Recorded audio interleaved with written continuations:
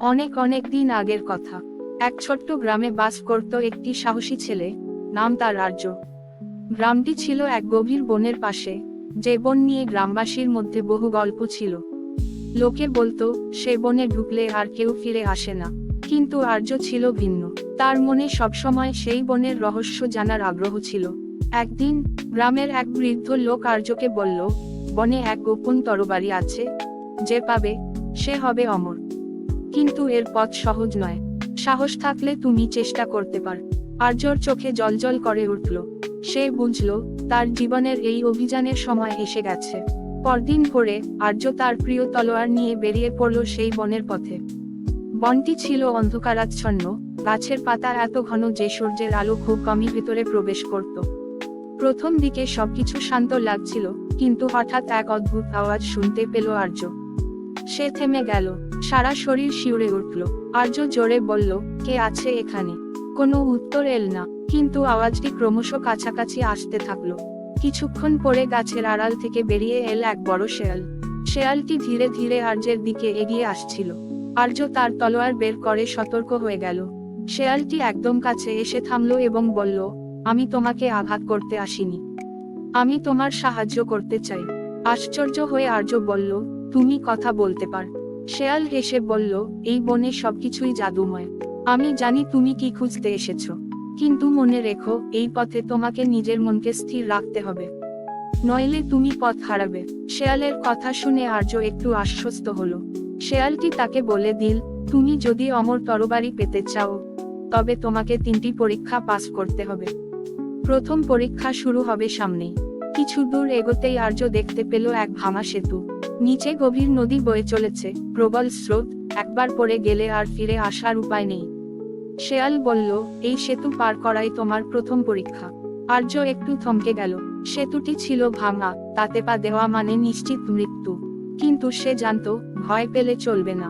সে চোখ বন্ধ করল, কিছুক্ষণ শ্বাস নিল এবং ধীরে ধীরে সেতুতে পা বাড়াল। প্রত্যেকটি পদক্ষেপ তাকে আরো ভয় ধরিয়ে দিচ্ছিল। সেতুর মাঝখানে পৌঁছানোর পর হঠাৎ সেতুটি কেঁপে উঠল। আর্য দ্রুত দৌড় লাগালো এবং শেষমেশ সেতুর অপর পাশে পৌঁছালো। শেয়াল তার কাছে এসে বলল, তুমি প্রথম পরীক্ষায় উত্তীর্ণ হয়েছ। আর্য একটু স্বস্তি পেল, কিন্তু শেয়াল তখনই বলল, এখন শুরু হবে দ্বিতীয় পরীক্ষা। তারা আবার পথ চলতে শুরু করলো।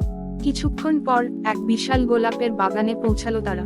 বাগানের মাঝে ছিল এক ঝলমলে সোনার দরজা। শেয়াল বলল, এই দরজা খুলতে হলে তোমাকে সঠিক গোলাপটি খুঁজে বের করতে হবে, কিন্তু ভুল করলে বাগান তোমাকে ছেড়ে দেবে না। আর্য গভীরভাবে চিন্তা করতে লাগলো। প্রতিটি গোলাপের রং আলাদা ছিল, কিন্তু কোনটি সঠিক তা সে বুঝতে পারছিল না। সে চোখ বন্ধ করে অনুভব করার চেষ্টা করলো। হঠাৎ তার মনে হলো, গোলাপের ঘ্রাণের মধ্যে একটি আলাদা অনুভূতি আছে। একটি লাল গোলাপের দিকে তাকিয়ে আর্য বলল, এটাই সঠিক। সে হাত বাড়িয়ে গোলাপটি ছিঁড়ল। সঙ্গে সঙ্গেই সোনার দরজা খুলে গেল। শেয়াল হেসে বলল, দ্বিতীয় পরীক্ষাও পার করে ফেললে। তারা দরজার ভেতরে ঢুকলো এবং দেখতে পেল এক বিশাল গুহা। গুহার মধ্যিখানে একটি মসৃণ পাথরের উপর রাখা ছিল সেই অমর তরবারি, কিন্তু তরবারির চারপাশে ছিল আগুনের বৃত্ত। শেয়াল বলল, এটাই তৃতীয় এবং শেষ পরীক্ষা। আগুন পেরিয়ে তরবারি নিতে হবে, তবে মনে রেখো ভয় তোমার সবচেয়ে বড় শত্রু। আর্য আগুনের দিকে তাকিয়েছিল, তার মন ছটফট করছিল। সে জানতো একবার পা রাখলেই তার সব শেষ হয়ে যেতে পারে, কিন্তু সে হাল ছাড়েনি। সে নিজের মনের ভয়কে জয় করতে চেয়েছিল। গভীর শ্বাস নিয়ে সে এক ধাক্কায় আগুনের ভেতর পা রাখল। কিন্তু আশ্চর্য, আগুন তাকে পোড়াচ্ছিল না। সে দ্রুত তরবারির কাছে পৌঁছে তা তুলে নিল। তরবারিটি ছিল হালকা, কিন্তু তার মধ্যে প্রচন্ড শক্তি ছিল। আর্য বুঝল সে সফল হয়েছে। শেয়াল বলল, তুমি তোমার সব পরীক্ষায় উত্তীর্ণ হয়েছ, এখন তুমি অমর। কিন্তু আর্য হেসে বলল, আমি অমরত্ব চাই না, আমি শুধু জানতে চেয়েছিলাম সাহসের শক্তি কোথায় থাকে। শেয়াল মৃদু হেসে বলল, তাহলে তুমি সত্যিকারের জ্ঞানী। আর সেই মুহূর্তে বনটি উধাও হয়ে গেল। আর্য নিজেকে আবার গ্রামে দেখতে পেল, তরবারি তার হাতে ঝলমল করছে। গ্রামবাসীরা সবাই অবাক হয়ে তার দিকে তাকিয়েছিল। আর্য তাদের জানালো, অমরত্ব নয়, সত্যিকারের শক্তি মনের ভেতরে থাকে।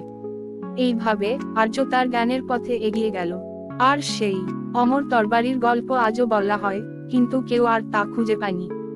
তবে গল্পটা শুনলে সবার মনে সাহসের আলো জ্বলে ওঠে।